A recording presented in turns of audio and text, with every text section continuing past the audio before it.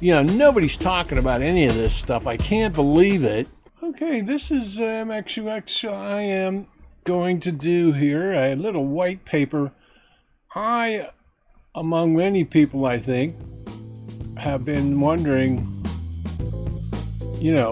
what the heck is going to happen after the earnings report coming up on the 23rd. And I've just gone through some facts.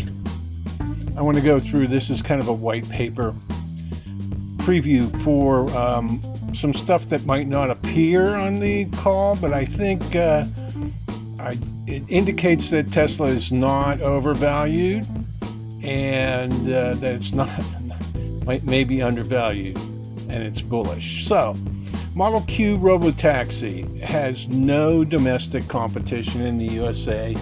Perhaps in Europe with the Chinese car imports being more viable there, but in the US it is non-existent, and I'm going to tell you exactly why that is. First of all, Monroe did a show on the Robotaxi, and just to recap that, 50% less parts than the Model 3. And I'm not saying that the Robotaxi is going to be the Model Q or the Model 2, but $700 plus the weight and the range cost would turn the Robotaxi into the Model Q. Same production line. So you would add labor to that, and if we have the robot, the Omnibot running at that time, it's not going to work. So I think this says that Tesla can put out a two-door, full self-driving, sub 30K BV. And like I say, Optimus robot, input unknown. So, I mean, we're looking at the capabilities to supply, these taxis and in a smaller model car as well.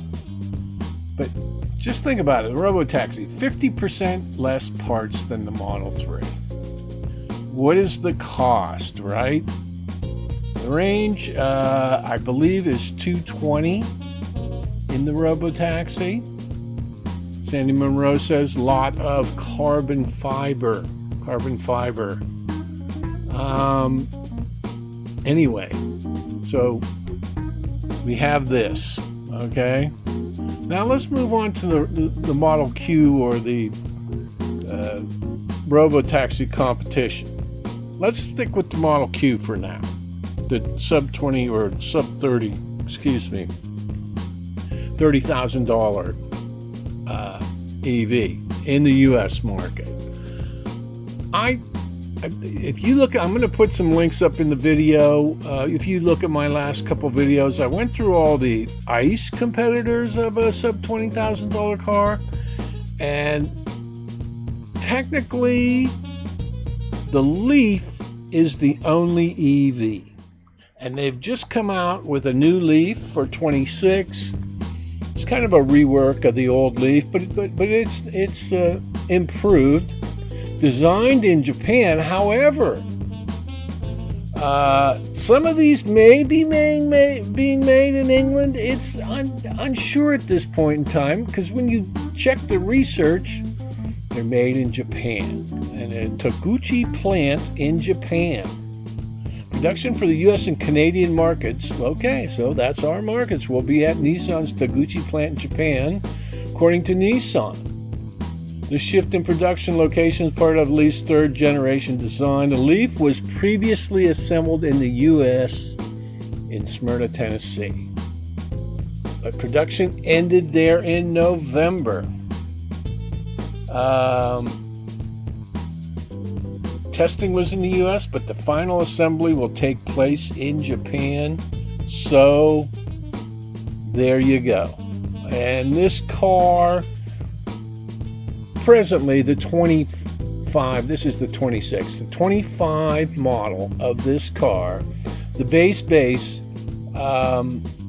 which you can never get, is 31, I believe. You can see my last two videos. The last video I did was almost entirely on this car. I believe it's 31,000. However, since it's now being made in Japan, it was in Smyrna. Now, 25% tariff is in effect for, this is as of today. We have no trade agreement with Japan. 25% tariff is in effect for cars, parts imported from Japan to the U.S. Okay? While the tariff primarily affects cars and auto parts, other goods may be. So, with a 25% tariff on, let's say, a $30,000 car, so that would be about $7,500. So that would put it at $37,500. And Tesla should be able to beat that. And I believe that outside of those numbers, and there is some talk that the Model 2 or the Model Q, could be a scaled down Y. But in any case, this was the only competition for that car. And with the tariffs, now Japan is not negotiating on this because they're PO'd about these tariffs. So, will they hold? But right now, if they wanted to switch to the Leaf from the IPace, they couldn't do it. The cost would be too high. Now, here's another thing. Now, I'm not the biggest fan of the electric Viking, but he did a presentation on this the other day. Nissan is in massive trouble financially. Some analysts suggest Nissan's financial situation is so dire bankruptcy could occur within the next 12 to 14 months if the company does not turn things around. So it's addressing challenges. Companies taking steps to recover. Whether they can avoid bankruptcy remains to be seen. As far as that goes, Jaguar, and we're going to get to the IPace, the present Waymo car, in a minute. Jaguar is basically in the same boat, but Nissan, I do not think can be counted on. So we can make the car, the Model Q, the Model 2, the Robotaxi. I do not see any viable competition presently being made if you take the tariffs into account. Now I got down here, Robotaxi competition. This is a shocker, and no one is talking about this. The IPace, which is the Waymo car, which, that was researching this, and they feel that the reason Google went with the IPace is because they got a deal on it. This was a moonshot project for them at the time, and I don't think they wanted to spend the money. Well, it's discontinued. It's discontinued in 2025. It's discontinued now. And there are no more IPaces being made. And there weren't that many made in the first place. Now, they don't have any more taxis. All their hardware is configured for this car, and all their jigs and stuff set up to convert these vehicles, parts catalog, is for this car. So, they stopped production of it.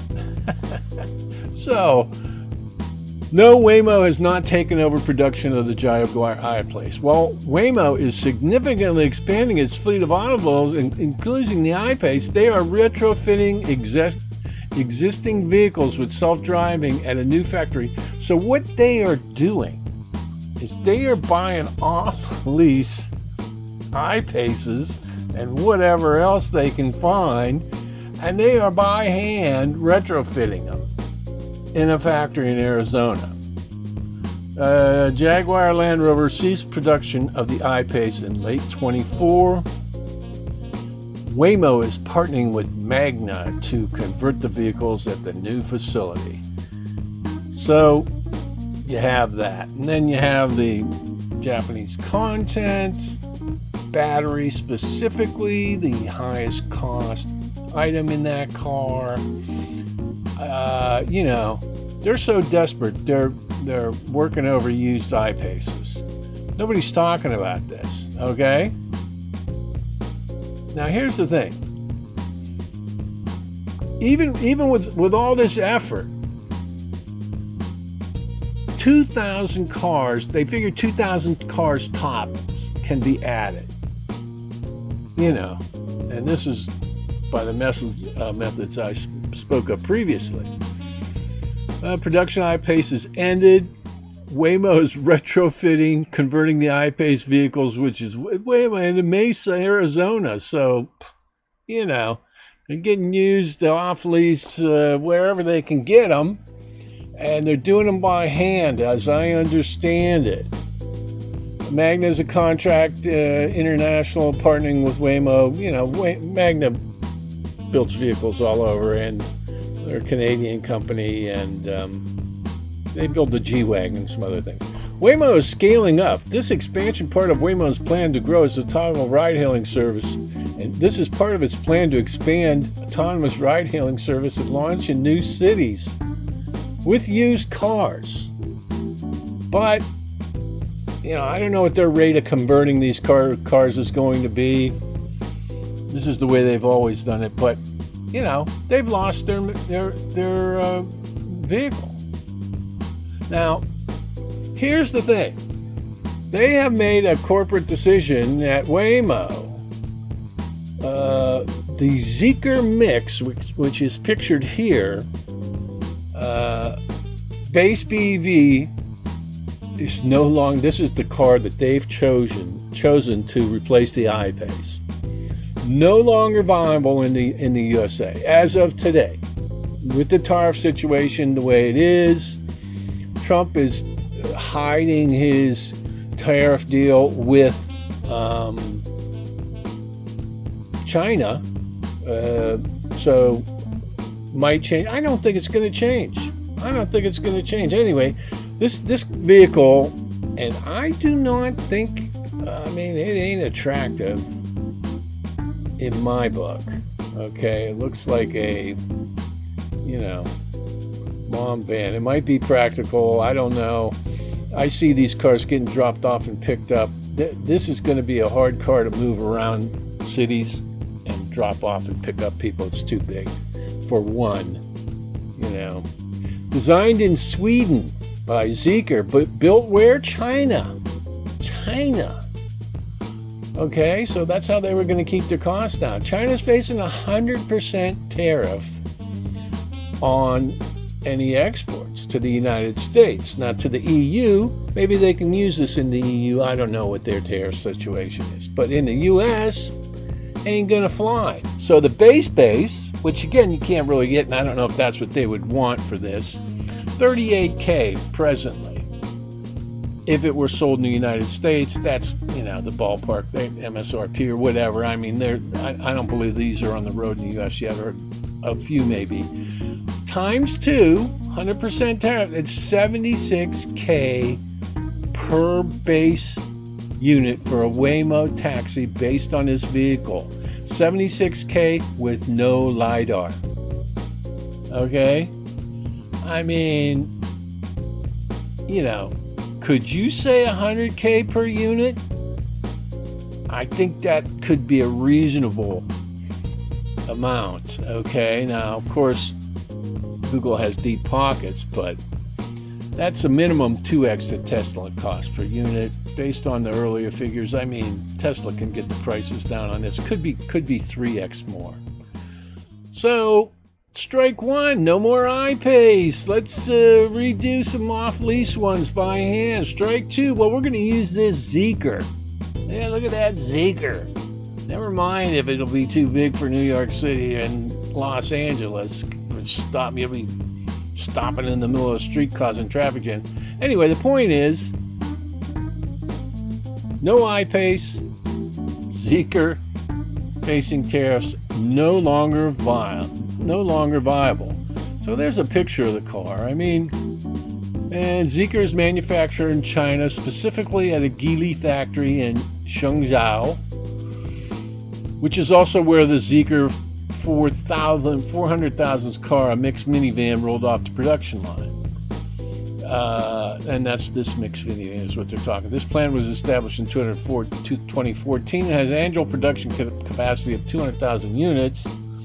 Pure electric vehicle. The Mix is also the first pure electric vehicle. So, without the tariffs, and perhaps in the EU and other parts of the world, this could be viable. I don't know, but certainly for our discussions here, it's just they're done for. They got no car. They got 2,000 cars. What's his name? Waymo has 2,000. Okay. Now here's the market, and this is based on some basic. The Robotaxi market is expected to reach 130 billion by 2034. In 2024, it's going to basically be 500 million, and the CAGR year over year from 25 to 34, the next 9 years is 75%. So, we're looking at an astounding amount of money here. This is what Kathy Wood is talking about in her models. And without the main competitor having any viable competition or any viable vehicles, and I want to just say a thing about Zoox. They're talking about me. I did a video on Zoox. I don't know, maybe I'll put a link in here. You can look it up. I called it the self-driving vomitorium. That form factor does not work. It's been proven in academic studies to make people sick to their stomach, okay? Plus, it doesn't work. Remember the rollout 2 years ago in San Francisco on a 2 square block area, that was completely, it's not working, okay? And they're building them, but I don't think Zoox is viable. And again, my research on that, and I did a whole video on it, there was overwhelming research that form factor facing people not facing forward in a moving vehicle turns it into a vomitorium. Okay. In 2024, EVs held a dominant market position by propulsion type in the segment. Yeah, they're the only ones that have the steady power. So 70% of robotaxis or self-driving, whatever you want to call it, 70% are BEVs, of course. 2024, the passenger segment dominated by application, accounting for 86% of the market. So, in other words, they're not doing that many deliveries or anything with these numbers. LiDAR, led by the component type analysis, holding a share of 58%. And I don't know how old these figures are, but that is Waymo. Of course, Tesla does not use LiDAR. They had some Tesla vehicles out doing some mapping in Austin. It was unsure. They had big tripods on the roof, but the cars themselves, of course, do not have LiDAR. Musk does not believe in it. In 2024, Level 4 held a dominant position. Okay, I don't know if the Level 4, Level 5, I think the proof is in the pudding. You can see what's going on in Austin. Does anybody pay attention to this level stuff anymore? Robotaxi deployment. And now this is my observation. I had the advantage of watching Waymo deploy, okay, in a major metro area. Tesla is scaling in Austin 95% faster than Waymo did. It takes them 10% of the amount of time to roll out. So seeing what I have seen, and I watched the complete rollout of Waymo, on the street. I'm going to make a prediction that Tesla is going to be able to roll out completely in 2 months. okay? And they're going to be able to expand that. So in other words, first entry advantage, first deployment advantage.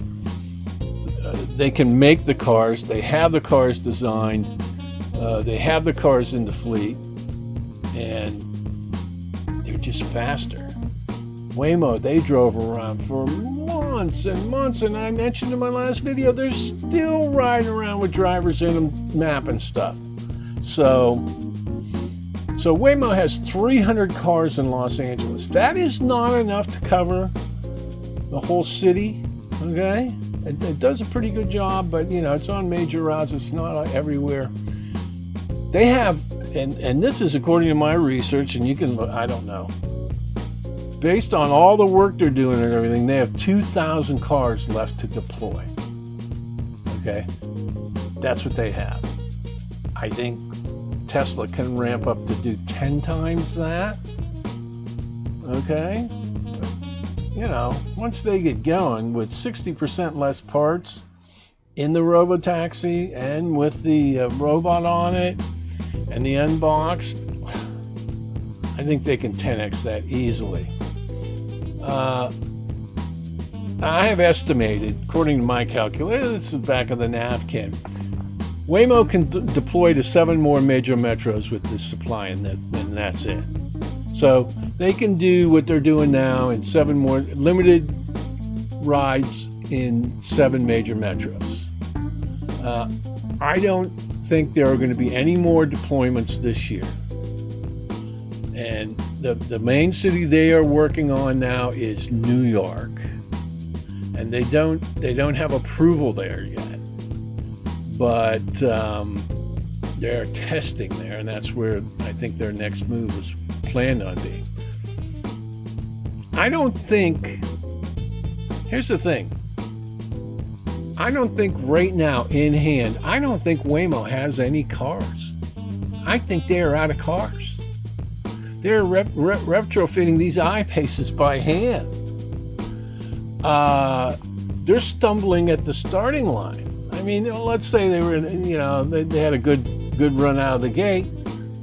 Tesla, again, 95% faster at deploying than Waymo, and 10x just this year, I think, realistically, and I'm talking new vehicles, Tesla can deploy 10x the vehicles they can, and with the existing fleet, more than that. So I do not see how Waymo can make it. And, Uber, And then, now here's a chart, just to give you an idea. This February 24 is the last figure.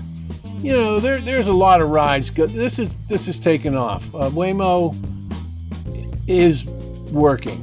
They are doing work. There's 500,000 rides. So that's in 2 years. So that's going to be, exponential.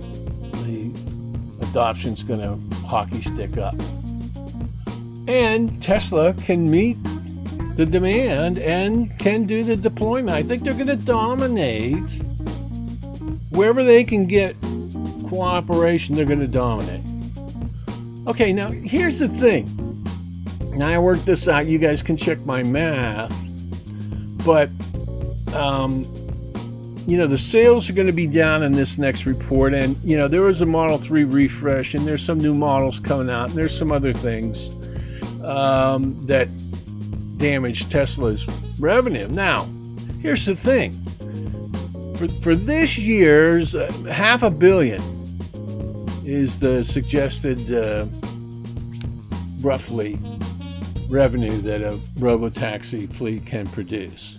Let's say Tesla uses all their own cars, and let's say best case scenario, uses all their own cars, keeps all the revenue. This works out to 15 cents per share. Okay? of revenue. This is a lot of money. They got 3 billion shares out, 15 cents per share. So the latest quarterly EPS in Q1, Tesla reported diluted IPS was 12, representing a 71% year-over-year decline. GAAP EPS was 27. Analysts had estimated a GAAP EPS of 53, leading to a miss of 26 cents. 26 cents per share earning percent. But 15 and 12 is 27, right? This basically bails out their earnings per share numbers. I mean, this is massive. This is so bullish. And SWOT analysis, strengths, weaknesses, Trump and Musk relationship. They've got the cars, they've got the tech, they've got the deployment speed, they got the production speed. The competition is literally running out of product. They're finished. They're much like NVIDIA. By the way, NVIDIA is at peak sales. They're not going to be able to improve their sales anymore. I would watch that stock if I were you. But anyway, this is shocking to me that, in Never Land, just these Robotaxis can bring back the EPS. Okay? So I calculated the worldwide figure, roughly based on estimates. And if Robotaxi deploys quickly as I think they can, and with production spread around the world, with them dominating these other markets, which FSD is supposed to be universal, $21 billion a year. Tesla's revenue in 24 was $98 billion. So that's a 21% increase in revenue with a successful worldwide launch. I got the 363 stock price from Robotaxi alone. That's conservative. But you can see that the upside is, they're looking at 20% replacing 20% of revenue. So let's say their worldwide sales went down 20%, the Robotaxi would cover that loss. But I don't think that's going to happen. I think really looking at the market, looking at the sales of other EVs, there is no, I think if you're going to invest money in an EV, you would be a fool not to buy a Tesla. It is the oldest EV. They are the most experienced. The Chinese EVs, they are not of the quality of the Tesla. Musk they asked him about BYD and he started laughing. So, I mean, Tesla is unsinkable Molly Brown here. The global demand for robotaxis is substantial and growing, and I agree. You can look at one of my last, 18 to 35s don't even want to own cars anymore, anywhere. Monroe says all the 18 to 35-year-olds want to do is sit in the car and look at their phone and have the car take them home from the bar. Driven by the desire for convenient, affordable, and safe transportation alternatives.